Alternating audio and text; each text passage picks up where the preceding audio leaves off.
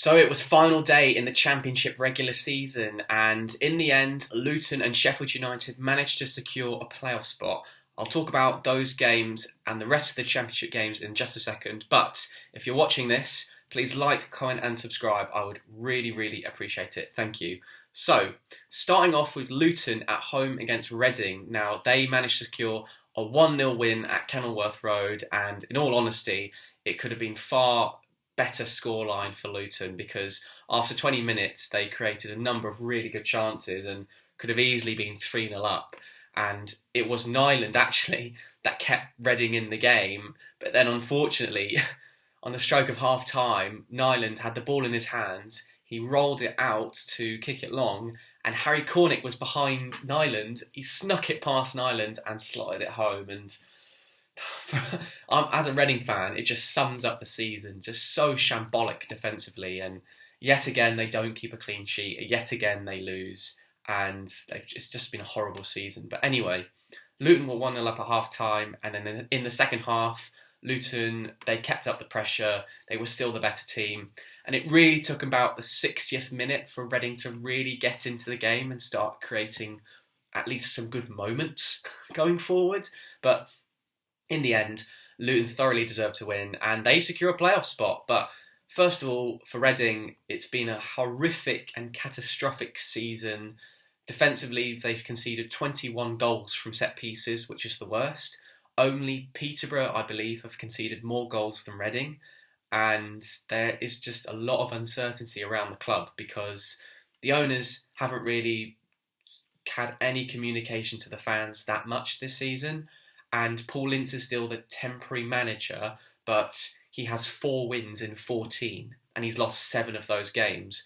It's not exactly inspiring, is it? And there are loads of Reading players out of contract at the end of this season, and Reading are under a transfer embargo. So, from my point of view, it's been completely shambolic, and I just want Reading to stay up next season, just secure survival for next season, and then build from there. So, Reading have had a really, really poor season, and it's crazy to think that at the beginning of April, Reading, when they played Barnsley away from home, they were so close to losing that game against Barnsley and only being 2 points ahead of them.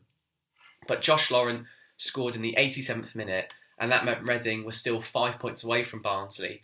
And then from there, they picked up enough points to stay up. So it's almost crazy to think how Reading have stayed up, but they have, which is fantastic.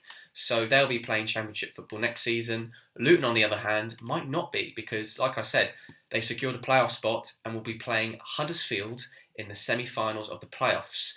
Along with them, Sheffield United are also in the playoffs after winning 4-0 at home against Fulham.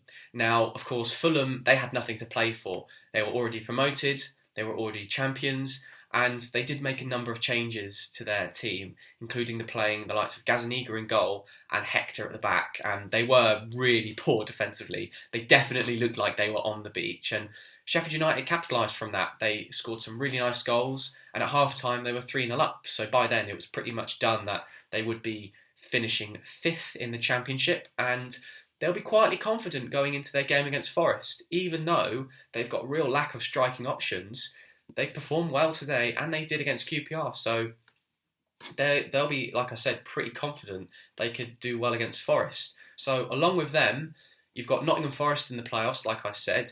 They drew 1-1 away to Hull. Now, they were 1-0 up in the 92nd minute, and at that point, they were playing Luton. But now, because they conceded straight from kickoff against Hull, they'll be playing Sheffield United. And Forest, for me, I'll do a preview of the playoffs, but for me, I think Forest are the stronger team out of the 4. So I think Forest will be favourites going into that game against Sheffield United. Huddersfield, I think, are close to second favourites. I think they'll be their second best team behind Nottingham Forest. They finished 3rd in the end after beating Bristol City at home by 2-0. Now, first of all, I'll just touch on Bristol City. They've still had a pretty poor season, finishing in the bottom half of the table, and defensively they're still really bad. But going forward, there's a lot of promise there. If they can keep Weimann and Semenyo for next season, and they improve defensively, Bristol City could sneak up the table, so they could have a better season in the following season, but they'll be really disappointed that they played pretty poorly in this game. But for Huddersfield, amazing achievement for Carlos Corberham. For me, he's personally my manager of the season, given where last season Huddersfield were 20th and looking destined to just finish in the bottom half this season. But for them to have a complete turnaround and finish third with not too many investments in the squad, aside from Nichols in goal, really, they've had a brilliant season. And I say Nottingham Forest are favourites, but I would not be surprised if the bookies made Huddersfield favourites and Huddersfield reached the final, because Huddersfield have an excellent record in the playoffs and they are just one of those teams that seem to raise their game in the big moments. But also, throughout the season, but especially in recent weeks, Huddersfield have shown that they can adapt against different teams. So, for example, they were able to absorb a lot of pressure against Borough away and hit them on the counter-attack, but they're also very capable of breaking teams down, the likes of Bristol City and Barnsley in recent weeks. So I think Huddersfield are a very strong team, so they'll fancy themselves to win the playoffs. Of course, there has to be a couple of teams that miss out on the playoffs, and Borough, they lost 4-1 away to Preston. For me, probably the shock result of the weekend, given that Borough had all to play for and Preston had nothing to play for but pride. And since Ryan Lowe's come into the team at Preston, Preston have definitely improved, but not that significantly. And I'm impressed with the way they played against Borough. They were far more aggressive than Borough. Emile Rees getting his 21st goal of the season, an excellent season from him, and Preston need to make sure they can keep him for the following campaign. But for them, fantastic from them, and it does look like they're building good things under Ryan Lowe. But for Borough, really disappointing result. However, since Chris Wilder's come into the team, he's really inspired Middlesbrough, and I think the majority of Middlesbrough fans are very happy that Chris Wilder is the manager for Middlesbrough.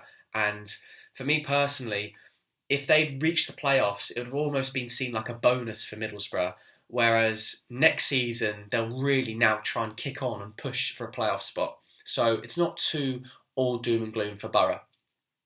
Then you have Bournemouth winning 1-0 against Millwall. Now, Bournemouth, similar to Fulham, made a number of different changes, and they were okay in this game, created some good moments, but for Millwall, obviously they'll be massively disappointed they couldn't get a win at the very least, but they've still had a brilliant season under Gary Rowett, so they shouldn't be too down about this result and the season, because like I said, they've been excellent.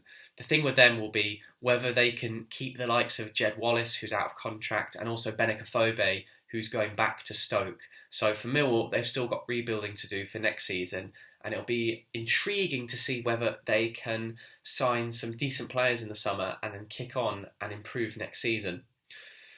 So then, in the other games in the Championship, you got Blackburn. They won 2-1. Two amazing goals, by the way. I mean, Buckley's goal was phenomenal. And then Ben Brereton Diaz just curls it into the top corner. And Tony Mowbray, he finishes as Blackburn manager with an emphatic win against Birmingham. I'm still surprised that they're getting rid of Tony Mowbray, to be honest, because he's steadily improved the team and you know, he can be proud of what he's done. It was his 237th game as Blackburn manager, and he's been there for 5 seasons, and it's definitely fair to say that he's left Blackburn in a better position than he found them. So fair play to Tony Mowbray. And similar to QPR Mark Warburton, they won 1-0 away from home against a good team in Swansea, and Mark Warburton, similar to Tony Mowbray, has left QPR in a better position than when he arrived. So Mark Warburton can be proud of his job that he's done, and QPR, overall, it has been disappointing given that for so long in the season they were in the playoffs and then they've just completely collapsed. But from here, I don't know whether they're going to find a manager that's better than Mark Warburton personally, so I cannot wait to see who they are going to appoint. But for Swansea, they have had a really disappointing end to the season with collapses against the likes of Reading and Bournemouth and Forest, and then losing at home today. I think they were just ready for the season to end. But I still maintain that I think Swansea will improve next season and do quite well, similar to Coventry, who drew 1-1 away against Stoke. Gocherez scoring his 17th goal of the season, great effort from him. And like I said, if Coventry can keep their best players, the likes of Gyökeres and Gustav Hamer and Callum O'Hare, then I think Coventry, similar to Swansea, will really improve and potentially push for a playoff spot. For Stoke, again, another disappointing campaign from them, and I still don't know whether Michael O'Neill will be in charge next season or whether he's done enough to inspire the Stoke fans. Then you have Derby losing at home against Cardiff. Of course, Cardiff, like I said, in recent weeks playing a lot of the young players, and Jordan Hugill scored his first away goal for Cardiff, only his fourth goal for Cardiff since arriving on loan. And for Derby, this is their final game in the Championship, of course, after being relegated a few weeks ago. And like I've said with Derby, they'll just want to make sure that their prospective owner, Kritchner, I think his name is, the American owner, will be there for Derby next season. Then the last two games, you've got West Brom battering Barnsley 4-0 at home. And this is a great result for West Brom, and it'll give Steve Bruce and the fans confidence, of somewhat amount of confidence going into next season. They will have to significantly improve if they want to reach the playoffs, though, because overall this season they've been very bad, and I'm not so convinced with Steve Bruce and with Ron Gourlay as CEO. So I think West Brom has still got a lot of work to do, but for Barnsley, horrific campaign from them. They've been so bad, and they end up finishing bottom of the league, and that's really horrific given that Reading had a 6-point deduction and Derby had a minus 21-point deduction. I mean, that's just so bad from Barnsley's point of view, and there's going to be a lot of changes at Barnsley, and there's a lot of unrest amongst the club in terms of whether the fans want the owners to be there next season, whether the owners are still going to be there at Barnsley, who the new manager is going to be, and also the turnover of players, because I'm sure there will be a significant amount of changes at Barnsley on and off the pitch.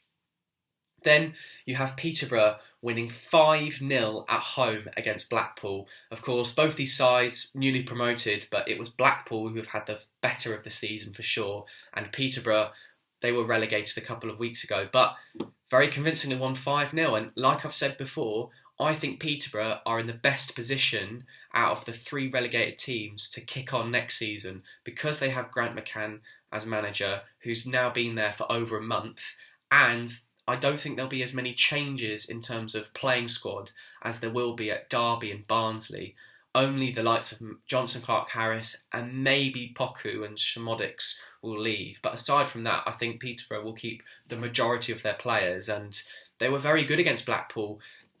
They played very well, and if they can play like that in League One, they'll certainly come back up. So that's the Championship final day. Of course, there's still the playoffs to be decided, but in the end, Luton and Sheffield United managed to finish 5th and 6th, and that is it for the Championship regular season. So I hope you've enjoyed this video. I will next season, of course, be talking about the Championship, and coming up, I will make a preview eventually, but also a preview and prediction of the Championship playoffs. So thank you for watching. I really hope you enjoyed this video. Please like, comment and subscribe, and I'll see you all later.